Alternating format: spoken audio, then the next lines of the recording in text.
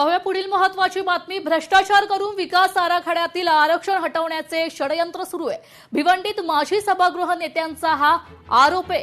पालिकेच्या 2003 मधील विकास आराखड्यामध्ये आरक्षित असलेले भूखंड 2023 मध्ये बनवण्यात आलेल्या विकास आराखड्यात कायम ठेवले असतानाच आरक्षण क्रमांक 6 truck terminal Pogaon 9 MSEB Pogaon 127 वाहनतळ मौजे कणेरी अशोकनगर व 274 मौजे चाविंद्रा 100 फुटी रोड येथील आरक्षण शासकीय निव्वळ खोटे राजकीय अभिप्राय देऊन राजकीय दबावातून बिल्डर लॉबीच्या हितासाठी भ्रष्टाचार करून बदलण्यात आले, असा आरोप माजी सभागृह नेते विकास निकम यांनी पत्रकार परिषदेमध्ये केला आहे।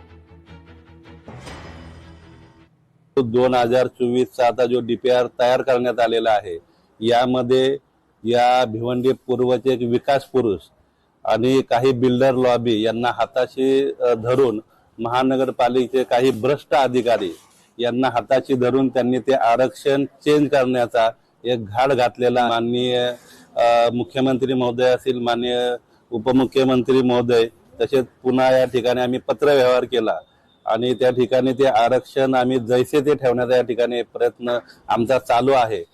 मौजे चाविंद्रा सर्वे नंबर मध्ये आहे आणि तो आपला गार्डनच्या समोरची जागा आहे ती।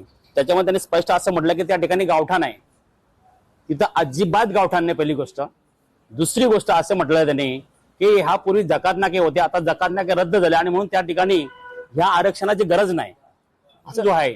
पालिकेच्या आरक्षणामध्ये हा संपूर्ण आपला काय म्हणतात लॉजिस्टिक झोन आहे आणि इंडस्ट्रियल झोन आहे।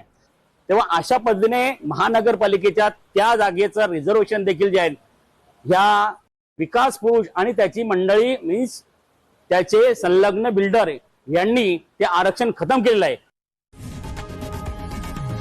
लोकशाही मराठी ऐका, पहा, जागरूक रहा।